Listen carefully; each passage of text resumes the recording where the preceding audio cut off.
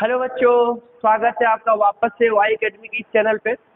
हम लोग बेटा 3 लेक्चर अभी तक कंप्लीट हुआ। उस 3 लेक्चर में हमने लाइव प्रोसेस के बेसिक को समझा है। आज वाला जो लेक्चर है हम यहाँ से क्या करेंगे, क्वेश्चन स्टार्ट करना, मतलब कि जो हम करते हैं क्या, क्वेश्चन को कंपाइल करते हैं और कंसेप्ट को समझते हैं। तो यहाँ से हम क्या करेंगे बेटा, अपने सीरीज को, अपने प्रिपरेशन को क्या करते हैं, स्टार्ट करते हैं क्वेश्चन के माध्यम से। हम क्या करते हैं, क्वेश्चन के माध्यम से आपको कॉन्सेप्ट को समझाते हैं, ठीक है। और हमने आपको पहले भी चैप्टर का बेसिक बता दिया है, चैप्टर का बेसिक बता दिया है। अब हम न यहाँ से क्या करेंगे बेटा, क्वेश्चंस को स्टार्ट करेंगे। तो आप जब भी इस वीडियो के देखने के लिए बैठे, जब भी आप देखें बेटा, प्लीज़ चैप्टर को रिवीजन करके बैठे, ताकि आप क्वेश्चंस को क्या कर पाए, टैकल कर पाए, सॉल्व कर पाए, ठीक है। अन्यथा अगर आप चैप्टर को रिवीजन किए बिना अगर बैठ जाते हैं, तो अगर आप यहाँ क्वेश्चन देखेंगे तो क्या हो जाएंगे, थोड़ा सा अपने आप को मायूस करेंगे। इसलिए क्या करें बेटा, आप चैप्टर को रिवीजन कर लें, तभी क्या हो पाएगा, आपसे क्वेश्चन क्या होगा, आसानी से हो पाएगा, ठीक है। आइए हम स्टार्ट करते हैं बेटा यहाँ से। जो मेरा क्वेश्चन है, ठीक है, क्वेश्चन है द रेट ऑफ ट्रांसपिरेशन। क्या है बेटा क्वेश्चन हमारा, the rate of transpiration will in the atmospheric pressure is low, ठीक है। यहाँ से हम क्वेश्चन को क्या कर रहे हैं बेटा, स्टार्ट कर रहे हैं।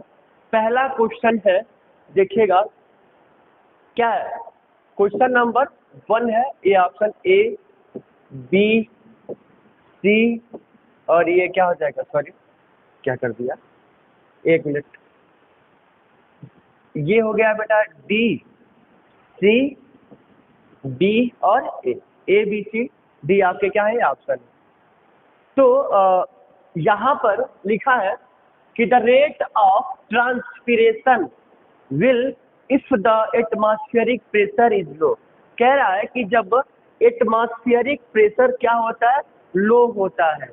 जब एटमॉस्फेरिक प्रेशर क्या है बेटा, लो है, तो उस टाइम रेट ऑफ ट्रांसपिरेशन क्या होगा, रेट ऑफ ट्रांसपिरेशन क्या होगा। तो सबसे पहले आपको समझना है बेटा कि ट्रांसपिरेशन होता क्या है। सबसे पहले आपको समझना है कि ट्रांसपिरेशन क्या होता है। बोलिएगा, आइए मैं आपको दिखाता हूँ कि ट्रांसपिरेशन क्या होता है। ट्रांसपिरेशन क्या होता है, उसके बाद से हम क्या करेंगे क्वेश्चन। ट्रांसपिरेशन का मतलब होता है बेटा removal of water, removal of water, water का बाहर निकलना। किसके थ्रू बेटा, स्टोमेटा के थ्रू। स्टोमेटा के थ्रू पानी का बाहर निकलना ही क्या कहलाता है, ट्रांसपिरेशन। क्या कहलाता है, ट्रांसपिरेशन। या आप क्या कह सकते हैं, आप बोल सकते हैं excess of water, removal of water in the stomata. Stomata के थ्रू क्या होता है, पानी बाहर निकल जाता है, तो हम क्या कहते हैं, ट्रांसपिरेशन कहते हैं। आइए आपको मैं एक डायग्राम के माध्यम से दिखाना चाहता हूं कि एक्चुअल में जो ट्रांसपिरेशन होता है वो होता कैसे। प्लीज 2 मिनट दे दीजिएगा मुझे समझाने के लिए। ये रूट हो गया, ये हमारा क्या हो गया, लीफ हो गया। क्या हो गया, लीफ हो गया। अब इसके अंदर ना क्या होते हैं बेटा, 2 पाइप होते हैं, जैसा कि हमने आपको प्रीवियस वाले वीडियो में बता चुके हैं कि एक क्या होगा, जाइलम होगा, और दूसरा क्या होगा, दूसरा आपके सामने आएगा फ्लोएम। एक पाइप का नाम क्या है बेटा, इस पाइप का नाम है जाइलम, ये जाइलम है, और दूसरा वाला क्या है, फ्लोएम। तो जाइलम और ये क्या हो गया, रूट, लीफ और ये स्टेम। तो क्या होता है कि यहाँ पर बेटा वो यहाँ पर पाया जाता है स्टोमेटा, और स्टोमेटा के बगल बगल में क्या होता है, गॉड सेल होता है। क्या होता है, गॉड सेल होता है। यहीं से पानी आता है बेटा, देखिएगा इसके पास ना ऐसे ऐसे रूट के पास ढेर सारे क्या प्रेजेंट होता है, रूट हेयर। छोटे छोटे क्या प्रेजेंट होते हैं, रूट हेयर प्रेजेंट होते हैं। क्या होते हैं, छोटे छोटे रूट हेयर प्रेजेंट होते हैं। और ये क्या करते हैं, वाट और अगल बगल में सारे क्या है बेटा, ये सॉइल है। तो सॉइल से वाटर को एब्जॉर्ब करता है और ऐसे पानी क्या होता है, ऐसे पानी ऊपर की तरफ बढ़ते चला जाता है। एक पानी के मॉलिक्यूल दूसरे वाटर के मॉलिक्यूल किससे अटैच होते हैं, कोहेसिव फोर्स से अटैच होते हैं। तो ये कोहेसिव फोर्स अटैच है। तो यहाँ पर क्या होता है, जब पानी ऊपर की तरफ आता है और जब देखता है कि स्टोमेटा ओपन है, तो यहाँ से अगर एक वाटर का मॉलिक्यूल बाहर जाता है तो पीछे वाला जो लगा होता है वो भी क्या होता है, बाहर आ जाता है। इसे ही हम क्या कहते हैं, ट्रांसपीरेशन। क्या कहते हैं बेटा, ट्रांसपीरेशन कहते हैं। तो पानी का बाहर निकलना ही क्या कहलाएगा, ट्रांसपीरेशन। क्वेश्चन पूछा है कि अगर रेट ऑफ ट्रांसपीरेशन विल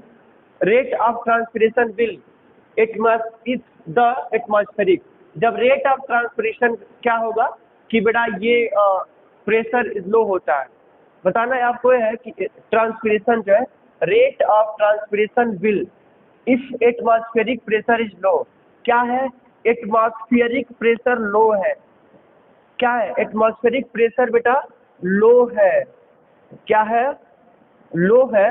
तो क्या होगा, तो इनवर्सली प्रोपोर्शनल होता है बेटा। अगर ये लो है तो ये क्या हो जाता है, हाई। आपको आपने कभी तो देखा होगा। तो एक्चुअल में रेट ऑफ ट्रांसपीरेशन क्या होगा, जब एटमॉस्फेरिक प्रेशर लो है तो क्या हो जाएगा, वो हो जाएगा बेटा इंक्रीज। क्या होगा, इंक्रीज। ठीक है, क्या हो जाएगा, इंक्रीज होगा। तो क्वेश्चन नंबर 1 का जो आंसर है, क्वेश्चन नंबर 1 का जो आंसर है वो क्या हो जाएगा, ए। क्वेश्चन नंबर 1 का जो आंसर है बेटा वो हो जाएगा ए। क्या है ये, ए हो जाएगा। इसका क्या हो जाता है, इंक्रीज हो जाएगा। क्या होगा, transpiration will increase, atmospheric pressure is low. ठीक है ना। तो पहले का आंसर क्या हो गया हमारा, पहले का आंसर हो गया ए। आइए नेक्स्ट क्वेश्चन की तरफ बढ़ते हैं। क्वेश्चन नंबर दूसरा क्या लिखा है, क्वेश्चन नंबर आपके सामने स्क्रीन पे दूसरा लिखा है, the main function of guard cell is to help it transpiration, guttation, transcription, none of this. अभी मैंने आपको बताया है कि क्या होता है, लीफ के पास यहाँ पर क्या प्रेजेंट होता है, ये स्टोमेटा ओपन होता है। क्या होता है, स्टोमेटा ओपन होगा, स्टोमेटा ओपन होगा और इसके अगल बगल क्या होता है, ये गार्ड सेल होता है। तो गार्ड सेल क्या करता है बेटा, ओपनिंग एंड क्लोजिंग स्टोमेटा क्या करवाता है, ओपनिंग एंड क्लोजिंग स्टोमेटा करवाता है गार्ड सेल। तो the main function of guard cell is to help with transpiration कराता है। ट्रांसपीरेशन कराएगा, बोलिएगा हाँ कराएगा। ट्रांसपीरेशन क्या करेगा, कराएगा। तो इसलिए क्वेश्चन नंबर दूसरे का जो आंसर हुआ वो हुआ पहला। क्वेश्चन नंबर दूसरे का आंसर क्या हुआ, पहला, ट्रांसपीरेशन। इसे भी ये भी बोल सकते हैं या इसे क्या बोल सकते हैं, opening and closing stomata. Opening and opening and closing stomata भी आप क्या कहेंगे, इसे बोल सकते हैं। ओपनिंग एंड क्लोजिंग स्टोमेटा भी क्या हो जाएगा, इसका सही ऑप्शन होगा। ठीक है, तो क्वेश्चन नंबर दूसरे का ये हो सकता है। ठीक है, अच्छा अब ऑप्शन में क्या दिया है ढंग से देखिएगा। ओपनिंग एंड क्लोजिंग स्टोमेटा तो दिया नहीं है, ओपनिंग और क्लोजिंग स्टोमेटा तो दिया नहीं है। तो अब हम करेंगे क्या, यहाँ पर क्या ट्रांसपीरेशन करता है, बोलिएगा ट्रांसपीरेशन करता है, नहीं। गटेशन नहीं, ट्रांस नहीं। तो ऑप्शन क्या हो गया, none of the above. Question number दूसरे का आंसर हो गया बेटा डी।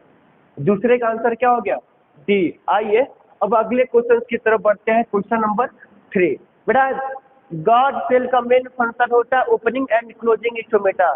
स्टोमेटा को ओपन और क्लोज करवाता है। A B D.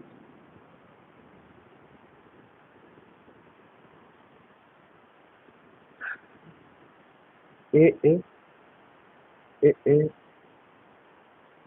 ठीक है। अगला देखिएगा, अगला है लिखा है बेटा transpiration is regulated by, transpiration is regulated by the movement of,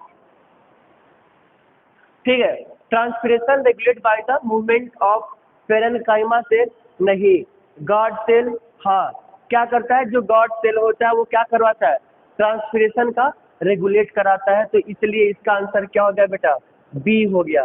question number तीसरे का आंसर क्या हो गया, बी, क्योंकि स्टोमेटा आपको पता होता है रेगुलेट करवाएगा बेटा, अभी तो मैंने उसके बेसिक पे क्वेश्चन आपको कराया है, ठीक है, तो इसका आंसर क्या हो गया, बी हो जाएगा, तीसरे का आंसर क्या हो गया, बी हो गया। आइए अब अगले क्वेश्चन की तरफ बढ़ते हैं। ये क्वेश्चन आंसर की था बेटा। आइए आगे की तरफ बढ़ते हैं। अगला क्वेश्चन लिखा है plant do not have a, क्या लिखा है, प्लांट डू, अभी हम किसके ऊपर क्वेश्चन कर रहे हैं, ट्रांसपोर्टेशन के ऊपर या ट्रांसपीरेशन के ऊपर। तो यहाँ पर जो फर्स्ट क्वेश्चन लिखा है plant do not have a circulatory system, बताइएगा सर्कुलेटरी सिस्टम होता है, नहीं होता है, ट्रांसपोर्ट सिस्टम होता है, बताइएगा, डू नॉट हैव, तो क्या होगा इसका, ट्रांसपोर्ट होता है, वेस्कुलर सिस्टम होता है, तो इसका आंसर क्या हो जाएगा, फर्स्ट। क्वेश्चन नंबर पहले का ए, पहले का आंसर क्या हो गया, ए हो गया, ठीक है ना, क्योंकि इनके ऊपर सर्कुलेटरी सिस्टम नहीं होता है। अगला gases move inside the plant, gases move, अच्छा ये मैं क्वेश्चन कहाँ से करा रहा हूँ, याद करेंगे जब मैंने पहले लेक्चर में, फर्स्ट लेक्चर जब मैं बता रहा था वहाँ बताया था कि जो प्लांट होता है उसमें सर्कुलेटरी सिस्टम नहीं होता है, बट एनिमल में सर्कुलेटरी सिस्टम होता है, ठीक है, क्या होता है, सर्कुलेटरी सिस्टम होता है, ठीक है। अगला question gases move inside the plant, gases move inside the plant through active transport, long distance transport, simple diffusion, facilitated diffusion. तो जो गैसेस मूव होता है वो किसके थ्रू होता है बेटा, active transport, long distance, simple diffusion. अच्छा समझिएगा, मान लीजिए कि गैस, ये क्या है बेटा, गैसेस का मूवमेंट कैसा होता है, डिफ्यूजन होता है क्या, higher concentration to lower concentration, higher से लोअर की तरफ होता है, ठीक है। लॉन्ग डिस्टेंस ट्रांसपोर्ट नहीं, एक्टिव ट्रांसपोर्ट, तो क्वेश्चन नंबर दूसरे का जो आंसर होगा वो क्या हो जाएगा, ए, दूसरे का आंसर क्या हो जाएगा, ए, एक्टिव ट्रांसपोर्ट। एक्टिव ट्रांसपोर्ट से क्या होगा बेटा, गैसेस का मूवमेंट होता है इनसाइड थ्रू, ठीक है। अगले क्वेश्चन की तरफ बढ़ते हैं।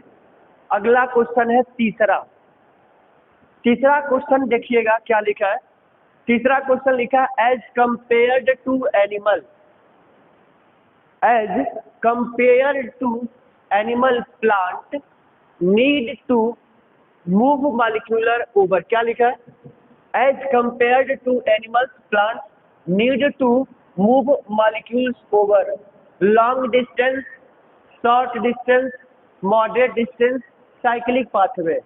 अगर मैं बोलूं कि प्लांट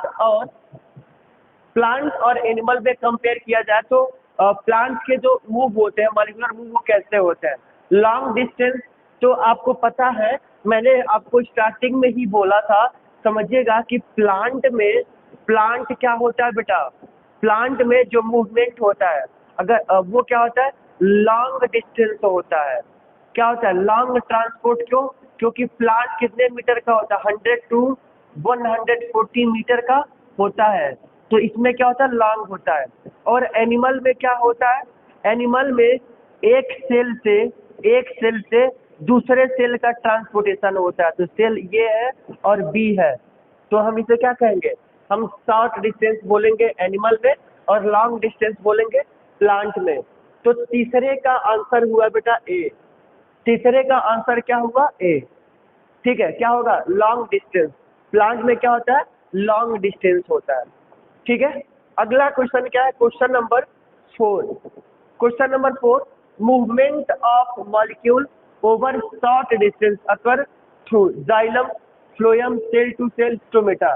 तो मॉलिक्यूल का मूवमेंट और शॉर्ट डिस्टेंस में कैसे होता है बेटा, जाइलम फ्लोएम से नहीं, सेल टू सेल। अभी मैंने बताया है कि अगर ये एक एनिमल है, अगर एनिमल है तो एनिमल के अंदर क्या प्रेजेंट होता है? एनिमल के अंदर प्रेजेंट होता है बेटा सेल। समझिएगा, ये दो सेल है। ये क्या है? दो सेल है, एक का नाम ए है और दूसरे का नाम बी है। तो यहाँ से इस सेल में चला जाएगा, होगा सेल टू सेल। तो क्वेश्चन नंबर तीसरे का आंसर क्या हो गया बेटा? सी हो गया। क्या हो गया? सी हो गया या तीसरा हो गया? ठीक है, तो ये क्वेश्चन नंबर 4 का, क्वेश्चन नंबर 4 का तीसरा। आइए अब अगले क्वेश्चन की तरफ बढ़ते हैं। क्वेश्चन नंबर 5 क्या लिखा है? क्वेश्चन नंबर जो 5 है बेटा वो क्या बोल रहा है? In plant xylem transport. Xylem क्या ट्रांसपोर्ट करता है बेटा? Hormone, water and mineral salt, some organic nitrogen, all of the above. बताइएगा कि जाइलम जो होता है, आपको पता है मैंने आपको बताया था what to be transport in plant. याद आ रहा है आपको ये वाला लेक्चर बताया था? अगर आपको लेक्चर याद है तो ये क्वेश्चन क्या कर पाएंगे आप? आसानी से कर पाएंगे। तो जो जाइलम होता है, आपको पता है जाइलम का काम क्या होता है? जाइलम का काम होता है water plus mineral, water plus mineral का क्या करता है? ट्रांसपोर्टेशन करता है। सम ऑर्गेनिक नाइट्रोजन को भी क्या करेगा? ट्रांसपोर्ट करेगा। हार्मोन को भी ट्रांसपोर्ट करेगा। तो इसका आंसर क्या होगा? All of the above. Question number 5 का आंसर क्या हो जाएगा? All of the above. ठीक है, तो क्वेश्चन नंबर 5 का आंसर हो जाएगा 4 या डी, आप बोल सकते हैं अपने भाषा में। 5 का आंसर क्या हो गया? डी। अगला लिखा है पोलराइज्ड और अनडायरेक्शनल ट्रांसपोर्ट अकर इन सम।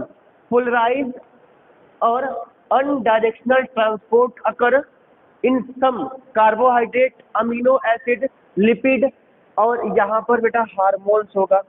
हार्मोन तो क्या होता है? पोलराइज्ड और अनडायरेक्शनल ट्रांसपोर्ट। वो क्या होगा बेटा? हमारा कार्बोहाइड्रेट होगा। क्या होगा? कार्बोहाइड्रेट। क्यों? क्योंकि जो सुक्रोज होता है, मतलब कि जो ग्लूकोज होता है, वो ग्लूकोज क्या होता है? उसका डायरेक्शनल बाई डायरेक्शनल होता है। क्या होता है? By directional. तो इसका आंसर क्या हो जाएगा? कार्बोहाइड्रेट। क्वेश्चन नंबर 6 का आंसर क्या हो गया बेटा? ए।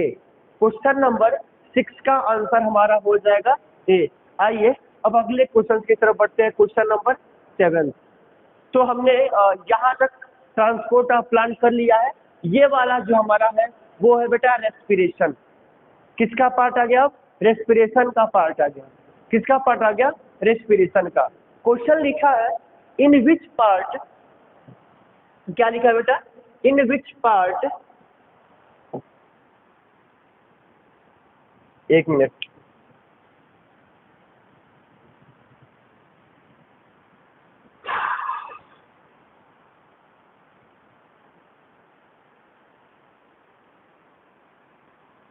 ठीक है।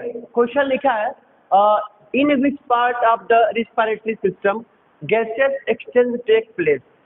गैसेस एक्सचेंज टेक प्लेस एल्बुलाई, फेरिंग्स, लैरिंग्स, ट्रैकिया।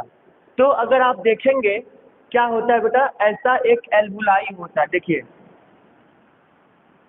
ऐसा एल्बुलाई होता है और इसके बगल में ऐसे क्या बना होता है?